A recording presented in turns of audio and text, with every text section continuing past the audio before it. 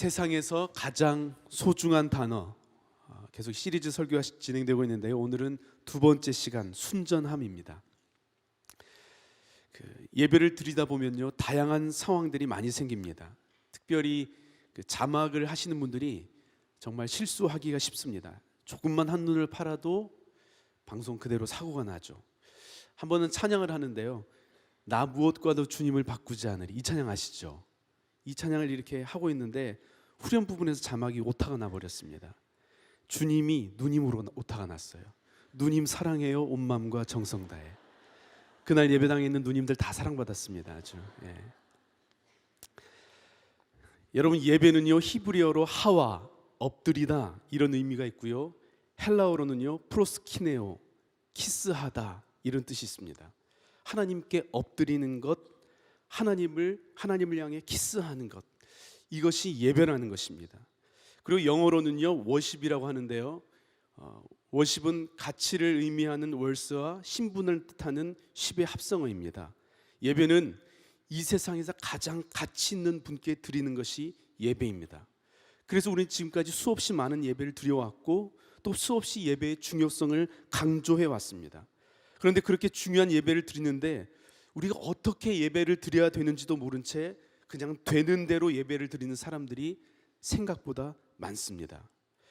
여러분, 지금 우리가 드리고 있는 이 예배를 정말 하나님께서 받으실까요? 여러분, 창세기 4장에 보면요, 가인과 아벨이 하나님을 예배드린 후에 인류 최초의 살인 사건이 일어납니다. 레위기 10장에는요, 아론의 두 아들인 나답과 아비후가 예배를 드리다가 불에 타 죽습니다. 사무엘상 13장에는요, 사울이 예배를 드린 후에 하나님의 저주를 받습니다. 여러분, 그렇게 가치 있고 소중한 예배를 드렸음에도 불구하고 너무나 무서운 재앙이 이들에게 임한 것입니다. 여러분, 어쩌면 우리가 드리고 있는 이 예배가 가인의 예배이거나 나답과 아비후의 예배이거나 또 사울의 예배는 아닐까요? 예배는 드리는데 그냥 내 생각대로 예배 드리면서 당연히 하나님께서 오늘 이 예배를 받겠지, 그냥 그렇게 막연하게 생각하고 있지 않습니까? 여러분, 우리는 어떻게 하나님을 예배해야 할까요? 하나님께서 받으시는 예배는 어떤 예배일까요? 오늘 20절에서 23절까지 보니까 이렇게 되어 있습니다. 우리 조상은 이 산에서 예배를 드렸는데 선생님네 사람들은 예배 드려야 할 곳이 예루살렘에 있다고 합니다. 예수께서 말씀하셨다. 여자여, 내 말을 믿어라. 너희가 아버지께 이 산에서 예배를 드려야 한다거나 예루살렘에서 예배를 드려야 한다거나 하지 않을 때가 올 것이다. 너희는 너희가 알지 못하는 것을 예배하고 우리는 우리가 아는 분을 예배한다. 구원은 유대 사람에게서 나기 때문이다. 참되게 예배를 드리는 사람들이 영과 진리로 아버지께 예배를 드릴 때가 온다. 지금이 바로 그때다. 아버지께서는 이렇게 예배를 드리는 사람을 찾으신다. 사마리아 여인이 뭐라고 해요? 우리 조상은 이 산에서 예배를 드렸는데 선생님네 사람들은 예루살렘에서 드려야 된다고 합니다. 이렇게 얘기해요. 예배 어떻게 예배를 드려야 되냐고 지금 예수님께 질문하는 겁니다. 그러자 예수님께서 뭐라고 말씀하세요? 이 산에서도 아니고 저 산에서도 아니라고. 예배는 여기에서 드리느냐 저기에서 드리느냐 그것이 중요한 것이 아니라고 말씀하십니다. 예배는 형식이 아니라 본질이 중요하다는 거예요. 그러면서 하나님께서 찾으시는 예배자가 있다고 하는데 어떤 사람이라는 거예요? 바로 참되게 예배하는 사람입니다. 이 참되다라는 말은요, 순전하다 이런 뜻입니다. 순전하다. 하나님께서 찾으시는 예배자는요, 순전한 예배자라는 겁니다. 자, 그렇다면 우리는 어떻게 하나님이 찾으시는 순전한 예배자가 될 수 있을까요? 첫째는요, 순전한 예배자는 마음을 다해 예배합니다. 따라합시다. 순전한 예배자는 마음을 다해 예배합니다. 우리 24절 같이 한번 읽어봅시다. 24절 시작. 하나님은 영이시다. 그러므로 하나님께 예배를 드리는 사람은 영과 진리로 예배를 드려야 한다. 여러분, 하나님께서 찾으시는 순전한 예배자는요, 먼저 영으로 예배하는 사람이라는 거예요. 왜요? 하나님이 영이시기 때문에. 하나님이 영이시기 때문에 우리의 영으로 하나님을 예배해야 된다는 것입니다. 리고레 목사님이 목적 이끄는 삶이 이렇게 기록했습니다. 영으로 예배하라. 이때의 영은 성령을 의미하는 것이 아니다. 우리의 영을 뜻하는 것이다. 예배는 하나님의 영에 우리의 영이 반응하는 것이다. 하나님의 영에 우리의 영이 반응하는 것이 예배라는 것입니다. 많은 사람들이 이 부분을 성령이라고 해석하는데요, 성령이 아니라는 거예요. 우리의 영이라는 겁니다. 영이신 그 하나님을 우리의 영이 예배한다는 것입니다. 여기에서 영의 원어의 뜻이요, 숨, 호흡 이런 뜻입니다. 다시 말하면 영은 보이지 않지만 실제하는 것을 의미합니다. 보이지 않는 하나님을 예배할 때 너희도 보이지 않는 너희의 마음, 영혼, 중심, 내면으로 하나님을 예배하라는 것입니다. 여러분, 흔히 이런 말 하잖아요. 너는 왜 이렇게 영혼이 없냐고. 이런 말 쓰죠. 이게 무슨 뜻이에요? 내면의 중심, 마음의 중심이 없이 말할 때 그런 말 하지 않습니까? 하나님을 영으로 예배하라는 것은요, 하나님을 예배할 때 눈에 보이는 외적인 것이 아니고요, 보이지 않는 그 내면으로 하나님을 예배하라는 것입니다. 진짜 하나님을 만나고 싶어하는 그 마음, 진심으로 우러나오는 그 마음을 다해 예배하는 것이 영으로 예배하는 것입니다. 또 영은요, 기계적이거나 비인격적인 것이 아니고요, 인격적인 것을 의미합니다. 하나님께서 만물을 창조하시고 인간을 창조하실 때요, 독특하게 인간을 창조하셨습니다. 그게 뭐냐면 우리를 하나님의 형상으로 지으셨다는 거예요. 그 하나님의 형상이 뭐냐? 바로 보이지 않는 우리의 영, 인격을 의미합니다. 여러분, 하나님은요, 비인격적인 존재가 아니고요, 인격적이신 분이십니다. 그렇기 때문에 우리도 인격적으로 하나님을 예배해야 된다는 것입니다. 여러분, 하나님은요, 그냥 다른 미신들처럼 복채 얼마 내면 애군이 떠나가는 그런 비인격적인 어떤 에너지나 기운이 아닙니다. 하나님은 인격을 가지신 영이십니다. 오늘 이곳에 와서 우리가 마음에도 없는 말 그냥 주문해 오듯이 기계적으로 외운다고 해서 하나님이 기뻐하시지 않습니다. 입에 발림만 몇 마디 해준다고 해서 하나님이 거기에 속으시는 분이 아니십니다. 하나님은요, 우리의 내면을 보시고 중심을 보십니다. 진짜 내 마음의 중심에서부터 하나님을 예배하기를 원하는가, 마음을 다해서 하나님을 예배하고 있는가, 그것을 보신다는 것입니다. 우리 예배 인도자들에게 굉장히 영향력을 많이 끼치는 우리 목사님 중에 한 분이 탐 크라우터 목사님이시거든요. 이분이 쓰신 우리의 예배를 받으시는 12가지 이유라는 책에 보면 이런 내용이 있습니다. 사람들은 하나님을 예배하는 것보다 그들의 형식에 더 관심이 있다. 구약 선지자들의 일관된 메시지 중에 하나는 외적인 예배를 폐기하라는 것이다. 그들은 옳은 것을 행했지만 마음으로부터 하지는 않았다. 여러분, 마음이 없는 형식은요, 의미가 없다는 거예요. 그런 거 폐기하라는 것입니다. 근데 여러분, 사람은요, 진심이 없으면 겉으로 드러나는 형식을 강조하게 됩니다. 그 대표적인 사람들이 누가 있어요? 바리새인들. 누가복음 18장 11절에서 12절에 보면 이렇게 되어 있습니다. 바리새파 사람들은 서서 혼자 말로 이렇게 기도하였다. 하나님, 감사합니다. 나는 남의 것을 빼앗는 자나 불의한 자나 간음하는 자와 같은 다른 사람들과 같지 않으며 더구나 이 세리와는 같지 않습니다. 나는 일해에 2번씩 금식하고 내 모든 소득의 11조를 바칩니다. 지금 바리새인의 기도입니다. 바리새인들이요, 사람들 앞에서 기도를 하고 있는데 뭐라고 기도합니까? 주님, 저는 금식도 하고 11조도 하고 이것도 하고 저것도 합니다. 저는 저런 세리와는 질적으로 다른 사람이라고. 저는 저런 세리와는 질적으로 다른 사람이라고, 자신이 얼마나 완벽하게 율법을 지키면서 살아왔는지를 사람들 앞에 자랑하면서 주문을 외우듯이 기계적으로 말하고 있는 것입니다. 누구 앞에서요? 사람들 앞에서. 여러분, 이렇게 외적으로 완벽해 보이는 이 바리새인의 예배를요, 하나님께서 뭐라고 하세요? 받지 않으시겠다는 겁니다. 여러분, 우리는 이게 바리새인을 우리가 워낙 욕을 많이 해가지고 우리 목사님들이 원래 욕을 먹는 분들로 우리가 생각하는데요, 그렇지 않습니다. 지금 우리 시대로 표현하면요, 누구나 다 알만한 훌륭한 목사님들이세요. 근데 하나님께서 그 훌륭한 목사님들의 예배를 받지 않겠다고 하는 겁니다. 근데 더 충격적인 건 뭐냐면요, 하나님께서 뭐라고 하세요? 세리의 예배를 받으시겠다는 거예요. 세리, 뭐죠? 세리가 뭡니까? 지금 우리 표현으로 하면 어떻게 이해할 수 있어요? 나라를 팔아먹은 그 친일파처럼 악한 사람들, 나쁜 사람들, 동족들을 괴롭히던 그런 사람들. 그런데 하나님께서 그런 악한 사람들의 예배를 받으신다는 거예요. 여러분, 하나님께서 왜 그러셨을까요? 왜 바리새인의 예배는 거절하시고 왜 그런 세리 같은 사람들의 예배를 받으셨을까요?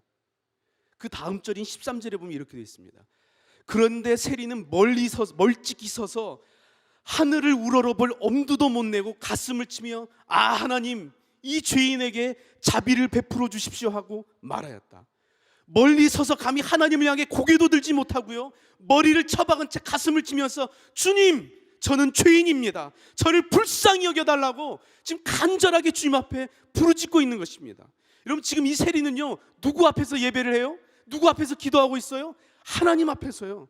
사람들에게 보여주기 위한 외적인 형식이 아니라 하나님 앞에서 가장 정직하고 겸손하게 자신의 마음을 다해 예배하고 있는 것입니다. 하나님께서 찾으시는 예배는요 얼마나 외적인 형식을 지키느냐가 아니고요, 얼마나 마음을 다해 진심으로 예배하느냐인 것입니다. 여러분 지난주에 나눴던 것처럼요, 사무엘 하 6장에 보면요 하나님의 괴가 다윗성으로 들어옵니다. 그러자 다윗이 하나님을 찬양하는데요, 바지가 벗겨주는 줄도 모르고 막 막춤을 춰요. 세번역 메시지 성경에 보면 막춤을 췄다고 하더래요. 막춤을 췄대요.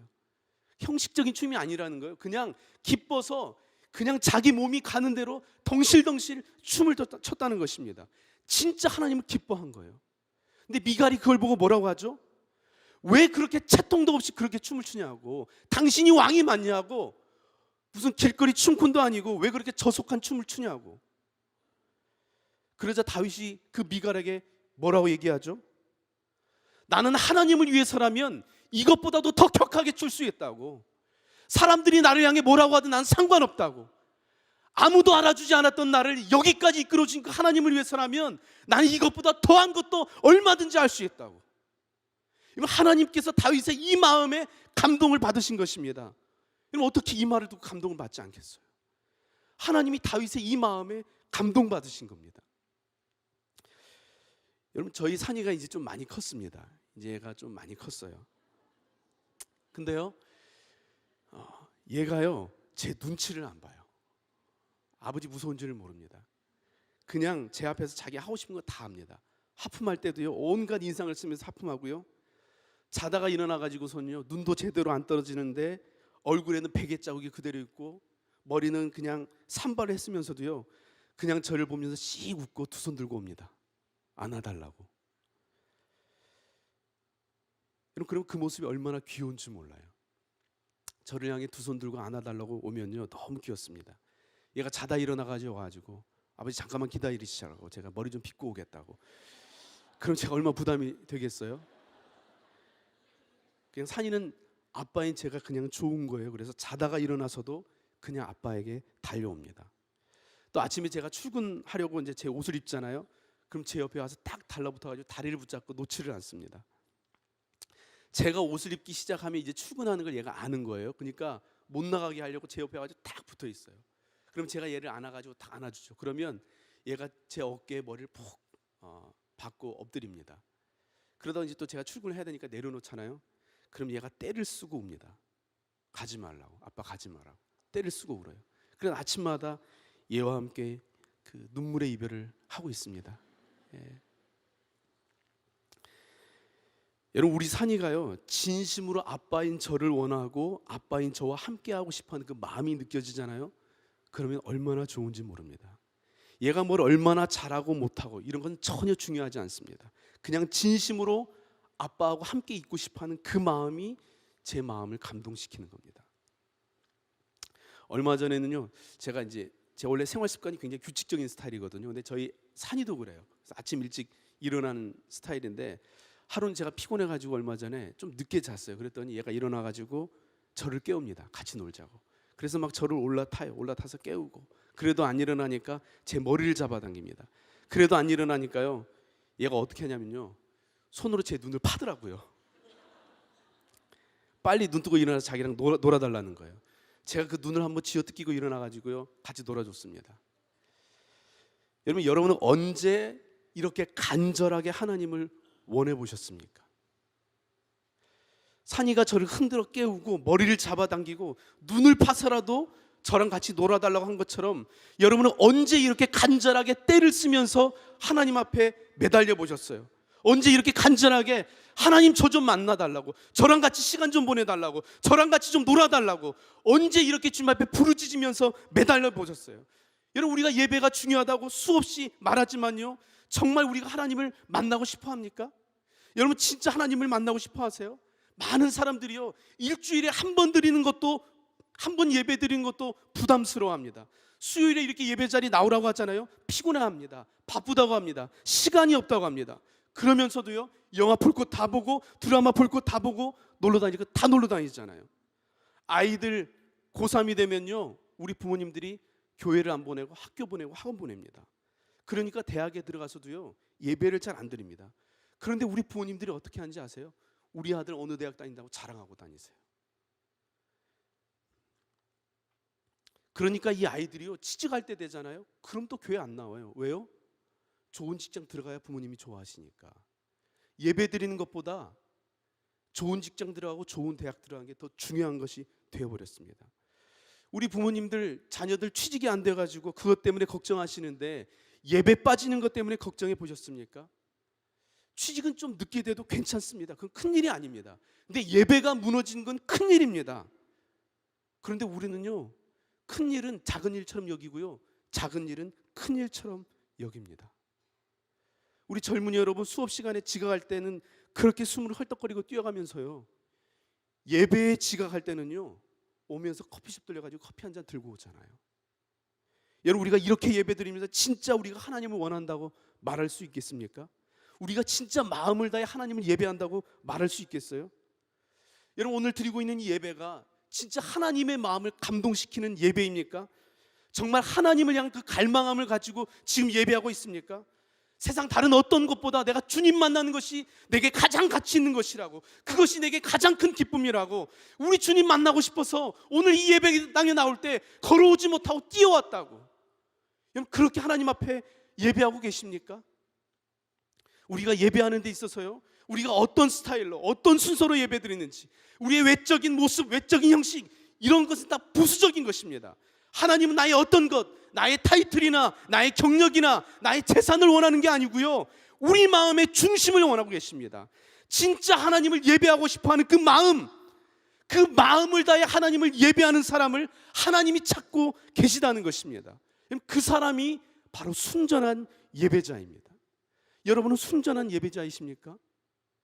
우리 옆에 계신 분들에게 당신은 순전한 예배자입니까? 이렇게 한번 물어보십시다. 물어만 보지 마시고 대답도 하셔야죠. 이렇게 그렇다 아니다, 이렇게 순전하다, 타락했다, 뭐 이렇게 얘기를 해주세요. 자, 우리는 어떻게 하나님께서 찾으시는 순전한 예배자가 될 수 있을까요? 둘째, 여러분, 순전한 예배자는요, 십자가를 붙들고 예배합니다. 따라합시다. 순전한 예배자는 십자가를 붙들고 예배합니다. 우리 24절 한번 읽어보겠습니다. 24절 시작.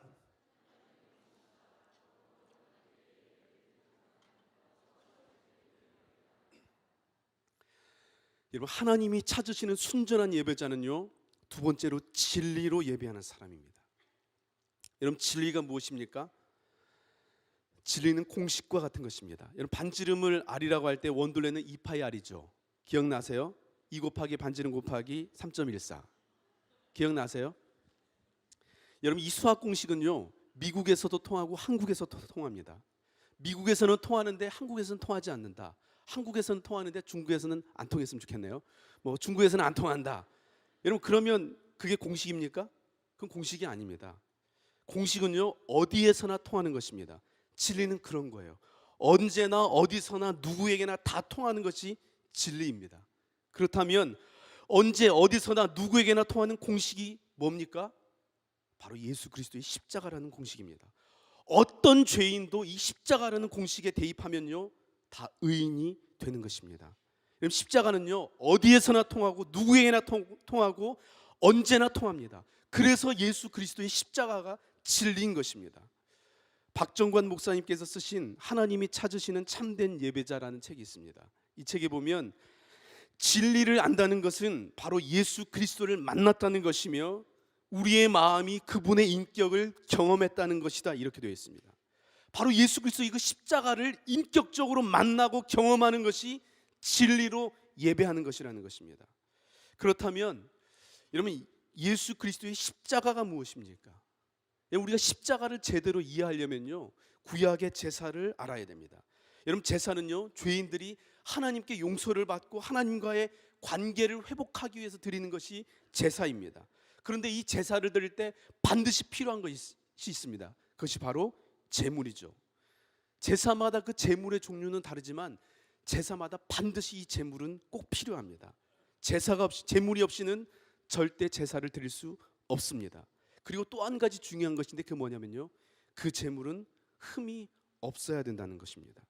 그리고 흠 없는 제물을요, 누가 잡죠? 제사장이 잡습니까? 그렇지 않아요. 제사를 드리는 그 사람이 와서 직접 그 손으로 그 제물을 갈기갈기 찢고 뜯고 조각내고 그리고 그 피를 받아서 제단에 뿌리는 것이 제사입니다. 그런데 십자가는요, 죄 없으신 완전하신 하나님이시면서 동시에 완전한 인간이신 예수 그리스도께서요, 우리를 위해서 영원한 희생의 제물이 되신 것입니다. 그것이 십자가입니다. 히브리서 10장 10절에서 14절 보면 이렇게 되어 있습니다. 우리 한번 한 목소리로 읽어보겠습니다. 시작. 이 뜻을 따라 예수 그리스도께서 자기 몸을 단번에 들이심으로 우리는 거룩하게 되었습니다. 모든 제사장은 날마다 제단에 서서 직무를 수행하면서 똑같은 제사를 거듭 드리지만 그러한 제사가 죄를 없앨 수는 없습니다. 그러나 그리스도께서는 죄를 사하시려고 단 한 번의 영원히 유효한 제사를 드리신 뒤에 하나님 오른쪽에 앉으셨습니다. 그리고서 그는 그의 원수들이 그의 발 아래 굴복할 때까지 기다리고 계십니다. 그는 거룩하게 되는 사람들을 단 한 번의 희생제사로 영원히 완전하게 하셨습니다. 여러분, 예수 그리스도께서 친히 제물이 되셔서요, 우리의 모든 죄를 단번의 제사로 완전히 사하셨다는 것입니다. 그래서 이제 우리가 거룩하게 된 것입니다. 여러분, 그렇기 때문에 이제 우리는 더 이상 예배할 때 제물을 잡는 것이 아니고요, 이제 예수 그리스도를 의지함으로 하나님께 나갈 수 있게 된 것입니다. 더 이상 우리는 이제 제물을 잡지 않아도 되는 거예요. 왜요?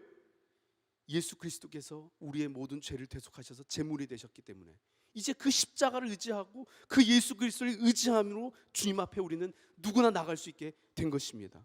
여러분, 누가 이 예수를 채찍질 했습니까? 제가요. 누가 예수의 옆구리에 창을 찌르고 누가 그 머리에 가시관을 씌웠습니까? 제가요. 누가 그분을 십자가에 못 박았습니까? 제가요. 우리가요. 내 죄가 그분을 십자가에 못 박은 것입니다. 그리고 어린 양 되신 예수 그리스도의 그 보배로운 피로 말미암아 이제 우리가 거룩하게 된 것입니다. 그렇기 때문에 예수 그리스도가 없이는 결코 우리는 하나님 앞에 나갈 수 없게 된 것입니다. 그런데 어떤 곳에서는요, 지금도 하나님 앞에 나가는데 그리스도 외에 다른 누군가를 의지해야만 갈 수 있다고 가르치는 곳이 있습니다. 그러나 오늘 성경은요, 우리에게 매우 단호하게 말씀하십니다. 예수 그리스도를 통하기만 하면 누구라도, 어떤 죄인이라도, 심지어 살인죄인일지라도 주님 앞에 나갈 수 있다는 것입니다. 저는 이 말씀을 묵상하는데요, 너무 은혜가 됐습니다. 나 같은 죄인이 하나님 앞에 설 수 있다는 것, 나 같은 죄인이 하나님 앞에 나갈 수 있다는 것이 저는 얼마나 감사한지 모릅니다. 여러분, 우리가 자격을 따진다면 누가 하나님 앞에 나갈 수 있겠습니까? 여러분, 우리 중에 자격이 있어서 하나님 앞에 예배할 수 있는 사람이 누가 있어요? 그런데 이 십자가를 붙들기만 하면 나 같은 죄인도 거룩하신 그 하나님 앞에 설 수 있다는 것입니다. 여러분은 이 예수 그리스도의 십자가를 진짜 경험하셨습니까? 예수 그리스도의 이 십자가를 인격적으로 만나셨습니까? 만나셨어요? 안 만나셨습니까?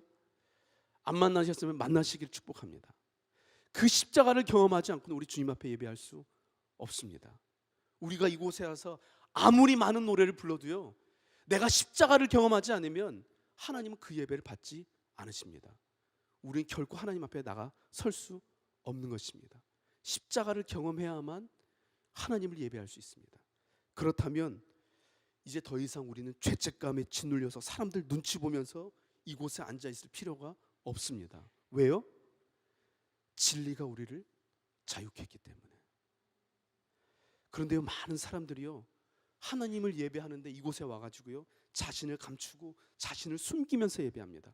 혹시나 내 약점이 들키면 어떻게 하나, 혹시 내 과거가 들키면, 혹시 내 진짜 모습이 들키면 어떻게 하는 마음으로요, 늘 노심초사하면서 불안하게 하나님을 예배합니다.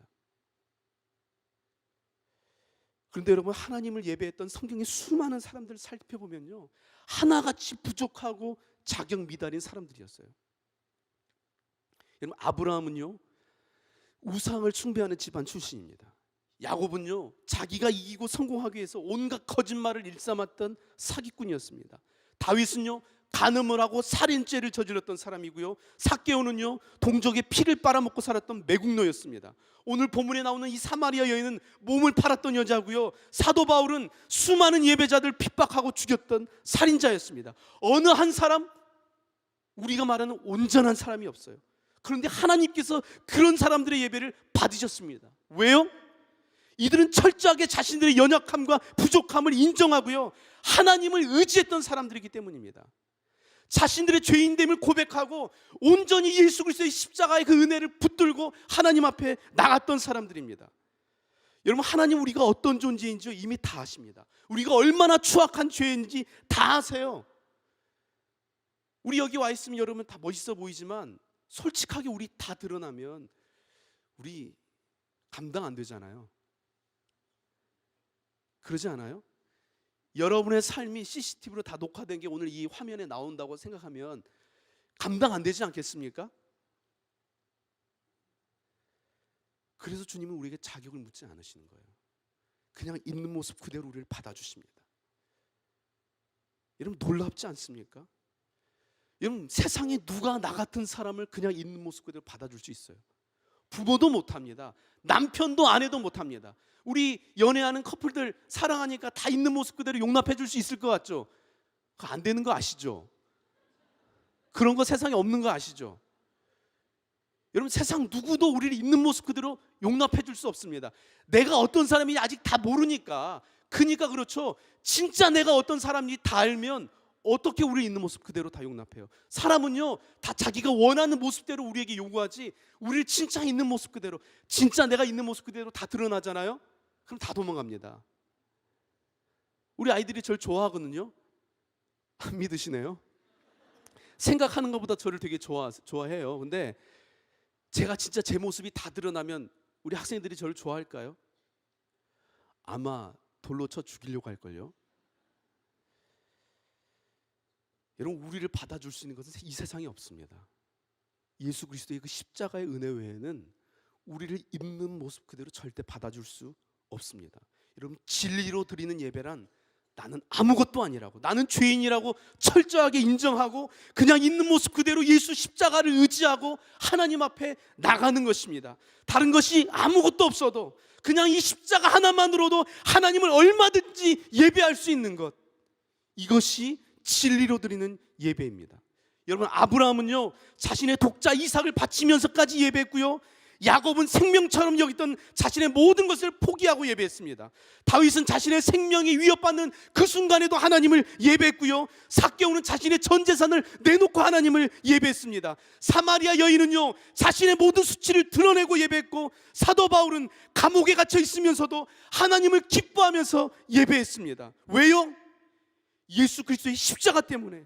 지금 내 형편과 상황과 기분은 전혀 하나님을 예배할 수 없는 상황이지만 십자가 하나만으로 우리 주님은 나의 예배를 받으시기에 충분하다고 믿었기 때문에 죽음의 위협 앞에서도 그 십자가를 바라보면서 기쁨으로 신실하게 하나님을 예배한 것입니다. 여러분, 이것이 진리로 드리는 예배입니다. 나의 감정과 나의 기분과 나의 상황에 의해서 좌지우지되는 그것이 예배가 아니고요, 그것이 진리로 드리는 예배가 아니고요, 내 상황이 어떠할지라도 나를 위해 십자가 진 예수 그리스도의 그 은혜를 기억하며 그것만으로도 내게 충분하다고, 다른 은혜 필요 없다고, 주님이면 충분하다고 주님 앞에 나와서 나의 전 존재를 주님 앞에 드리는 것, 그것이 진리로 드리는 예배입니다.